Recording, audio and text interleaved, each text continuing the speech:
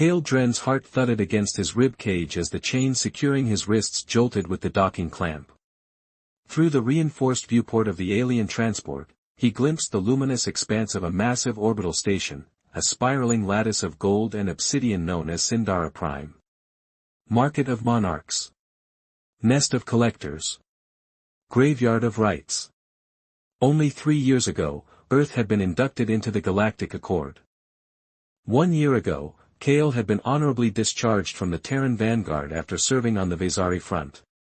And now he was cargo. Stand, barked the voice of his captor, a scaled insectoid merchant known as Trevos. His mouth clicked behind a facial mask as he gestured with 4 claw-tipped digits. The translator implanted in Kale's neck translated the speech into harsh, clipped English. Preparation for exhibition begins.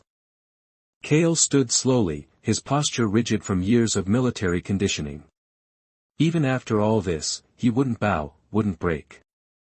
This is illegal, Kale said flatly. Humans are protected species under Accord law. Trevos hissed a mechanical laugh. You are not being harmed, not being enslaved. Your species is preserved, his multifaceted eyes narrowed, as collectibles. Kale's jaw clenched, every fiber of his being screaming rebellion as the guards, tall, stone-skinned brutes from a race he didn't recognize, marched him down the glossy corridor. He counted every camera, every turret, every guard sidearm. His soldier's mind was cataloging everything, but there was no path to escape. Not yet. The preparation chamber was sterile white, every surface gleaming. 2 silent attendants approached, their hairless skin like living marble, and without a word began scanning, grooming, and dressing him in a sleeveless black garment that did little to preserve dignity. Not bad for a human, one murmured as they recorded his biometrics. Lean build, high neural activity, psychological resilience notable. The other tapped on a floating interface. Trevos observed like a gallery curator. List him as combat tested.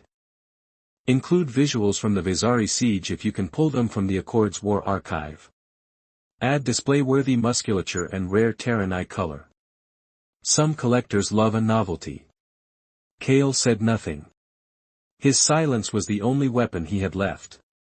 But that would soon change. The auction gallery was vast, perhaps across and constructed entirely of transparent alloy, offering a dizzying view of the nebula swirling beyond Sindara Prime. Hundreds of alien species filled the tiers and ornate balconies, their wealth visible in crystalline robes, shimmering exosuits, or living jewelry.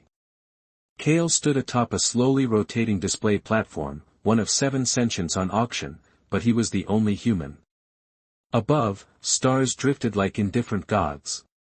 Below, predators in silks and scales whispered in alien tongues, discussing his value. A disembodied voice rang through the air, smooth as oil, Lot 61.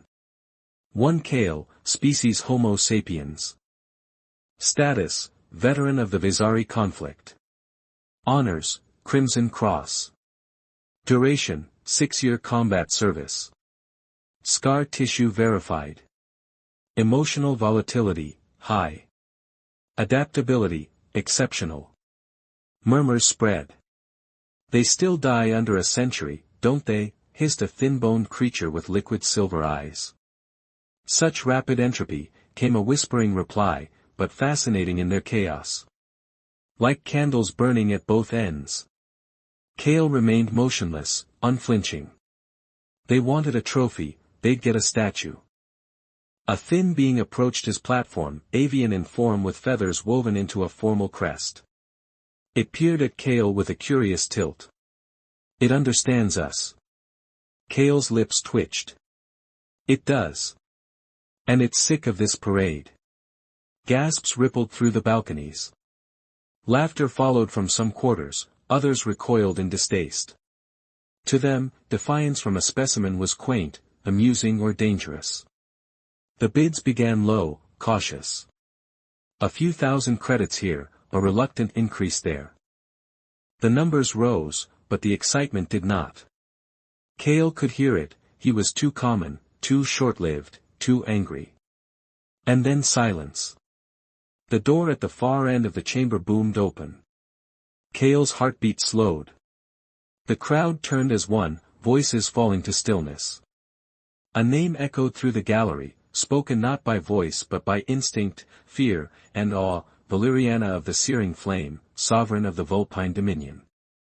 Kale blinked as she appeared, tall, lithe, and devastatingly alien. Her orange fur shimmered beneath woven robes of obsidian silk, and her 9 tails, yes, 9, curled like living fire behind her. She walked with unhurried confidence, clawed toes clicking on the alloy floor. Her ears twitched once. Her golden eyes, sharp and intense, scanned the stage and locked on him. Valeriana's approach was silence incarnate. Kale couldn't look away. She was beautiful in the way of volcanoes, dangerous, untamed, and undeniable. She stopped before his platform. "This one," she said. Trevos appeared instantly, bowing so low his mandibles scraped the floor. "Your Radiance, an honor. The specimen is of Terran make. Temperamental, but—" I heard him speak, her voice was velvet and flame. "He has fire. I want him. You honor us. Current bid is 5 million credits." 50 million, Valeriana said flatly. "Paid now." A sound left the crowd, somewhere between a collective gasp and a swallowed scream. Trevos twitched. "Of course, Your Grace." "At once." Kale stared, stunned. What did this Vulpine monarch want with him? And then she met his eyes. "I know what you are, Kale Dren," Valeriana said softly, "and I know what you could become." Before he could answer, the transfer was approved, and his fate was sealed. The transport wasn't what Kale expected. He was no longer in chains, no longer herded by guards. Instead, he sat in a chamber awash with warm amber light, its walls carved from a smooth black material that pulsed faintly with organic energy. A table of crystal and bone stood untouched before him, stacked with delicacies from half a dozen worlds. Food, water, cushioned seats. No cell, no restraints. Only silence. The doors parted without a sound, and she entered. Queen Valeriana. Now that they were alone, Kale saw her not through the lens of spectacle but up close, real. Her fur shimmered a rich orange under the lighting, fading to cream beneath her chin. Her limbs were long, graceful, her claws hidden unless she chose to reveal them. Her eyes were molten gold, sharp and intelligent, and her voice, when she spoke, curled around him like a whisper beside a campfire. "You haven't eaten." Kale stood, unsure if he should salute or bow or stand his ground. "Didn't feel right eating luxury meals I didn't earn."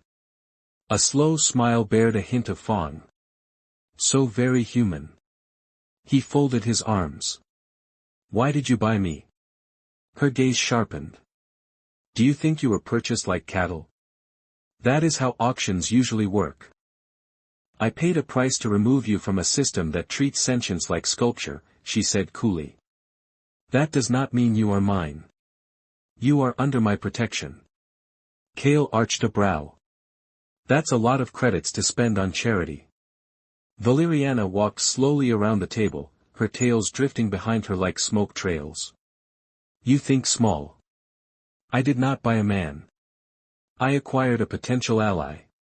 "Ally?" Kale echoed. "Your federation may call itself advanced, but its spine is brittle. I've read your file, Kale Dren. I've seen the battle footage. You led an entire defense perimeter on Vezari 4 while your reinforcements were vaporized. You adapted to terrain, manipulated the enemy with false data, and evacuated 2,000 civilians using nothing but scavenged transports and a half-dead comms unit." She stopped inches from him. "I value that." Kale's breath caught. No one in the Federation had ever said it like that. Even after the medal. Even after the discharge. "And now what?" he asked. "Now," she said, brushing past him to the viewport, "I show you my home. And if you wish, I show you your future." The stars outside flared. A planet grew in the distance, bright and burning, a world of copper deserts, spiral forests, and rings that glimmered like a crown. Ember Throne, heart of the Vulpine Dominion. Kale said nothing as the ship descended, but inside, something was beginning to shift. Not just curiosity now. Something more. The landing was so smooth Kale barely felt the ship touch down. When the doors opened, a wave of dry, sweet air met him, scented with something like spice, citrus, and desert bloom. Outside, the landing platform stretched toward a mountain ridge crowned with molten orange clouds.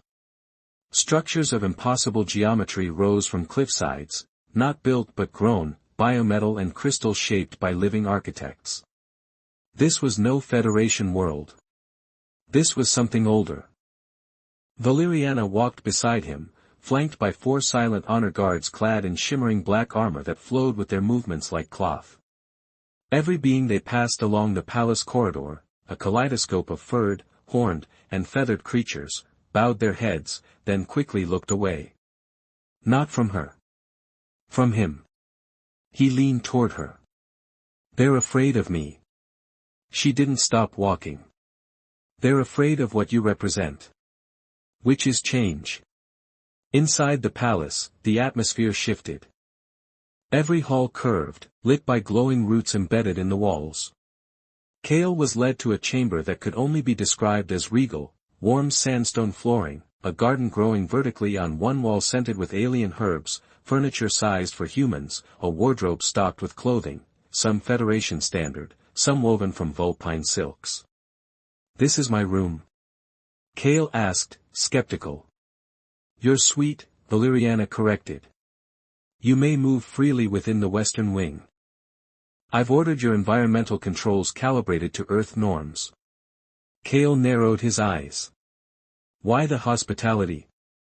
Valeriana stopped, her tails slowly curling. Because you're not a pet, Kale Dren. You are here to learn, to adapt, and if you are willing, to help me rebuild something ancient that was lost to my people. He watched her, uncertain. I was brought here for a reason, wasn't I? She turned, her silhouette outlined in the warm glow of her planet's twin suns. You were brought here for many. Kale didn't press. He wouldn't get real answers yet. But something in her voice, the way it dipped just slightly on those final words, told him she wasn't lying. After she left, Kale explored the suite. Hidden security was everywhere, biometric locks on doors, microscopic drones buzzing silently in corners. The illusion of freedom, but freedom all the same. At least for now. As he sat by the open terrace overlooking a forest of gold-leaf trees that shifted with the breeze, he whispered to himself, still a prison. But even he had to admit it was the most beautiful prison he'd ever seen. Kale's first few days in the Ember Throne Palace passed in a strange, surreal rhythm. Every morning, an attendant, a quiet older male with ash-gray fur and a data tablet perpetually in hand, would deliver a list of suggested activities, tours of the palace, observation of military drills, sessions in the Dominion's library where living walls whispered the histories of her people. Kale followed some, ignored others. But he was always watched. And always, there was Queen Valeriana. She appeared in unexpected moments, sometimes simply passing by during his walk through the palace gardens, other times inviting him to share meals in a chamber built like a nest of woven flame glass. Each time, Kale found himself studying her, her posture, the sway of her 9 tails, the sharp flicks of her ears when she was amused or annoyed. He couldn't get a read on her. Was she grooming him for something political? Trying to seduce a war hero into loyalty? Or was it something more complex? On the 6th night, Kale was summoned again, this time not by an attendant, but by the Queen herself. 2 guards escorted him through a spiraling corridor of shifting red light and then into a chamber unlike any he'd seen before. The floor was obsidian glass. In the center, a pool shimmered with glowing liquid. Around them, holographic runes hovered midair, each one ancient, jagged, pulsing with raw data. Valeriana waited at the far end, no robes, no crown, only a sleeveless wrap that clung to her athletic form. Her orange fur was brushed to perfection, her golden eyes shimmered like twin stars. "What is this place?" Kale asked, cautious. "The Hall of Inheritance," she replied, "where our ancestors stored truths too dangerous for the court." She walked to the pool's edge and gestured. "Look." Kale stepped forward. In the liquid surface, images swirled, some holographic, others embedded in memory. He saw thousands of Vulpine figures, warriors, scientists, monarchs standing proud in triumph or weeping in ruin. "We were once a people of boundless genetic mastery," she said quietly. "We eliminated disease, expanded our minds, sharpened our bodies." Kale watched the images shift, children born in labs, elders with perfect physiques, generations growing sterile. "But in our pursuit of perfection, we made ourselves fragile.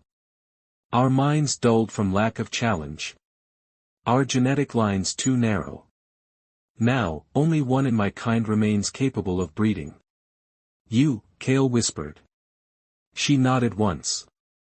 "And your people think I, a human, can fix that?" "Not all of them," Valeriana said. "But the ancient databanks say this: in times of decline, new blood must enter the flame." Kale stepped away, his heart pounding. "This is what you meant when you said I wasn't bought like a pet." His voice was low. "I'm a genetic key."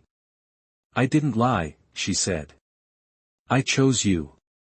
But not only for that. I've seen what you are, not just your body, but your mind. You think like us, yet differently. Tactically, emotionally, adaptively." Her tail brushed the floor. "You could be more than just the key to our survival. You could be the start of something better." Kale's throat tightened. "And if I say no?" Valeriana met his gaze without blinking. "Then I return you to Federation space. No chains, no cage. I don't need obedience, Kale. I need truth." He didn't answer right away. But as he looked back down into the swirling light of her ancestors, he knew his life had crossed a threshold, and there was no going back. Kale awoke the next morning to a summons, not from an attendant, but from Valeriana herself. Her voice echoed in his mind. It shouldn't have been possible, but it was. "Meet me in the fire court. Come prepared to bleed." The connection vanished. He sat upright in bed, heart hammering. It hadn't been a dream. He'd heard her inside his thoughts. There had been no sound, no translator lag, just pure comprehension, crisp and electric. He dressed quickly, choosing the flexible training attire offered in his wardrobe, black and rust-colored fabric woven with threads of metallic fiber for impact resistance. As he stepped into the corridor, 2 guards waited. Neither spoke as they escorted him to a circular courtyard open to the sky, its stone floor scorched and cracked. Around it, spectators watched from elevated perches. And at the center stood Valeriana, already in position. Gone was the royal elegance. She wore tight combat wraps that revealed the sculpted lines of her frame. Her claws were extended, and her orange fur bristled under the sun's light. Her 9 tails moved like fire given form. Kale stepped into the ring. "You said I'd bleed," she smirked. "You survived Visari 4. Let's see if you can survive me." The duel began in a blur. Valeriana struck first, fast and low, claws whistling through the air as Kale barely dodged. He rolled under her follow-up strike and swept low, forcing her to leap back with an effortless twist of her tails. "She's faster than anyone I've ever fought." He shifted tactics. Rather than chase her pace, he began predicting, watching her hips, her shoulder angles, the flick of her ears before she struck. She noticed. "Good," she said between flurries. "You're learning. That's why you're here." "I thought I was here to save your gene pool," Kale grunted, ducking a spinning kick. "Maybe," she purred, "but if you can't adapt, you'll die before you ever get the chance." Their bodies clashed, then parted, then clashed again, an elegant chaos. He countered her next move with a feint, then followed with a shoulder roll and drove his elbow into her ribs. She let out a satisfied growl and twisted, using her momentum to flip him onto the scorched stone. He hit hard, stars flared behind his eyes, his ribs ached. Valeriana stood over him, tail-tip gently tapping his cheek. Yield. Kale spat blood, grinned, and rolled back to his feet. Not a chance. The crowd above made a sound, low and murmuring. It wasn't mockery. It was approval. She struck again, but slower this time, controlled, testing. Kale responded in kind. What had started as a fight turned into something else, a conversation, a symphony of movement. When they finally broke apart, panting, bruised, and exhilarated, Valeriana raised a hand. Enough. Kale nodded, wiping sweat and blood from his face. So, was that a test? It was, she said, and you passed. He exhaled, then noticed a sudden shift in her posture. Her tail stilled. What is it? He asked. Valeriana's voice dropped. Someone has been watching these duels too closely. A counselor I no longer trust. Kale's spine straightened. We're not alone in this palace, she said darkly, and some don't want the Dominion to survive in hybrid form. He narrowed his eyes. A coup? Not yet. But it's coming. And I'll need someone I can trust to see it before it strikes. Kale reached for a towel, then stopped. He didn't say it out loud, but inside he knew he was already committed. Not for the credits, not for the genetics, but for her. 2 nights later, Kale found himself crouched on a high ledge overlooking the Chamber of Council, cloaked in shadows that danced from the soft bile lights along the ceiling. Below, 12 high-ranking Dominion officials stood in a semicircle, their fur dyed in ceremonial markings of red and bone white, whispering among themselves in low, heated tones. He wasn't supposed to be here officially. Kale had retired to his quarters following another brutal sparring match with Valeriana, but she had offered a final whisper in his mind before parting, check the Eastern Observation alcove tonight. He had expected politics. He hadn't expected betrayal. And now she trains with the human, one elder rasped. His ears were pierced with heavy rings, each representing a decade served on the High Council. He weakens her with foreign sentiment. Emotion. Uncertainty. Emotion is not weakness, countered a female voice, softer, but no less sharp. She's grown stronger since his arrival. Bolder, too bold. The first snarled. If she mates with him, she risks corrupting the bloodline forever. Hybrid children. What of our purity? There it was, the rot at the core of the Dominion. Kale's jaw clenched. Another elder, lean and tall with slitted green eyes, flicked his tail in disdain. We do not object to her finding companionship, but crowning him her consort. That cannot be allowed. The female counselor again, you assume she intends that. She will. You know Valeriana's heart as I do. Her kind love fiercely. And he's changed her. The tall one stepped forward. Then we must act quietly, before bloodlines blur and tradition is lost. And if she resists, came the hesitant reply. Then we do what our ancestors did when a sovereign lost their way. Kale's stomach dropped. That was no metaphor. This was more than whispers, it was a plan. He slunk back from the ledge, slipping silently down a winding service passage he'd memorized days ago during one of his exploratory walks. His instincts screamed caution, but his thoughts burned with fury. When he returned to his quarters, Valeriana was already waiting inside. She stood by the glass wall, her tails twitching slowly, her reflection cast across the garden beyond. No crown, no guards. Just her. You heard it, she said softly. Kale nodded.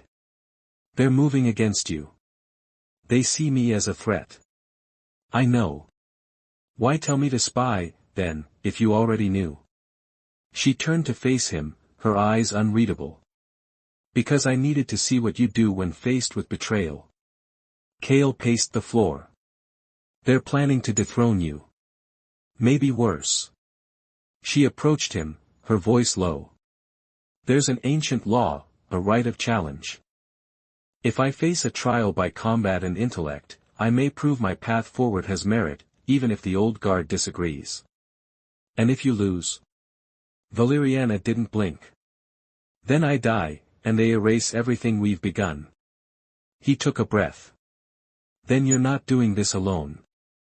She tilted her head. You'd stand with me.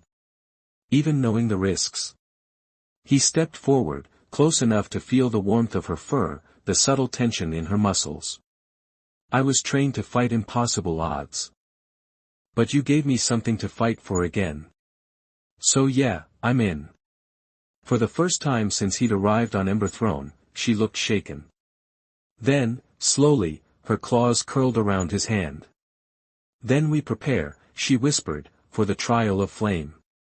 The next morning, Kale awoke before dawn. Outside his chamber window, the twin suns of Ember Throne barely crested the horizon, casting long shadows across the rust-colored stone of the palace. The air shimmered faintly, touched with the scent of heated minerals and distant fires. Valeriana met him in the lower barracks, an area once reserved for war generals, now sealed off for private training. No attendants, no spectators.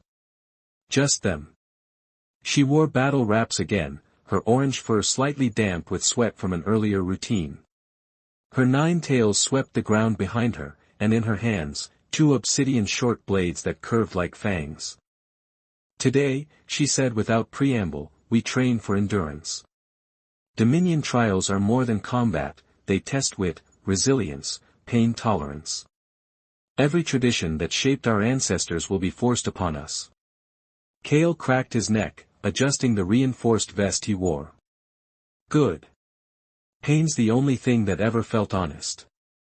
She smirked, just slightly, and tossed him a curved blade. Its hilt molded perfectly to his grip, not by coincidence. She'd chosen it for him. Their training was brutal. Kale was fast, precise, creative, but Valeriana was relentless. She pushed him to the brink of collapse. When he dropped from exhaustion, she forced him up. When he bled, she applied salves without ceremony. When he faltered in form, she corrected him with a flash of claws across his skin. You think your Earth military made you strong, she growled as he staggered. It made you disciplined. That's not the same. Kale gritted his teeth and lunged at her, faster than she expected. His blade caught her side, slicing shallow through the fur. She hissed, eyes wide, but instead of anger, there was pride. Better, she breathed. They trained like that for hours, combat, strategy, puzzles, endurance runs through the molten caverns beneath the palace, memory tests under neurological strain. Days bled together, marked only by the pain and progress of shared hardship. At night, they collapsed together in silence, sometimes beside the garden pools, sometimes on cold stone training mats, occasionally in each other's arms without speaking a word. It was during one of these quiet nights, when Valeriana sat beside him in the glow of a fire pit, her tails coiled around them like a cocoon, that Kale finally asked, "Why me?" "Really? You could have picked anyone in that auction, anyone with compatible DNA." She was silent a long moment. Then she said, "Because you were angry." He blinked. "That's your reason? You were angry, but you didn't break." Her voice was low, fierce. Most humans sold to collectors either raged without purpose or collapsed into despair. But you stood like you dared someone to take your soul from you. I recognized it because I've lived with that same fury. She turned to look at him directly, her gaze softened by something rare, vulnerability. Also, she added, your scent isn't terrible. Kale chuckled, but there was heat rising in his chest, a warmth that wasn't from the fire. They said nothing more that night, only leaned against one another as the flames flickered. But a silent agreement passed between them, whatever came next, they would face it together. The horns of Ember Throne sounded at dawn, 3 low, resonating blasts that vibrated the very foundation of the palace. Kale stood at the window of his suite, already dressed in the ceremonial armor Valeriana had prepared for him, black plates over a crimson undersuit, lightweight but impossibly durable, forged from Dominion alloy. The crest of the Queen, 9 flaming tails curled around a blade, gleamed across his chest. It was official now. The trial of flame had been declared. Outside, courtiers gathered in droves across the spiral courtyard, their voices hushed, heads tilted upward as palace banners unfurled in volcanic winds. From the highest spire, a new symbol flared into life, Valeriana's personal sigil intertwined with the stylized wings of Earth's ancient warbird. A declaration of intent. A challenge to every traditionalist watching. By the time Kale reached the Hall of Judgment, it was already packed. Elevated balconies held council elders, noble houses, military commanders, and off-world diplomats. Kale spotted Ambassador Yexon of the Galactic Accord, an insectoid dignitary with glistening wings, seated with unreadable poise. The Federation was watching. But the one he watched for was already waiting at the center of the chamber. Valeriana. She wore formal battle regalia, her fur polished, her tails woven with gold cords. Her headdress, minimalist compared to the usual royal flair, left her face open, unapologetically proud. She stood in full view of the court, jaw set, gaze unshaken. Kale joined her at the dais, his steps slow and deliberate. His presence drew gasps, murmurs, even a few growls of disapproval. A human standing beside the Queen. Let them whisper. He was done caring what anyone thought. Councillor Rizek stepped forward from the line of elders, his long white fur swept back, ceremonial blade at his hip. Queen Valeriana, you declare intent for the trial of flame. I do, she said, her voice echoing across the chamber.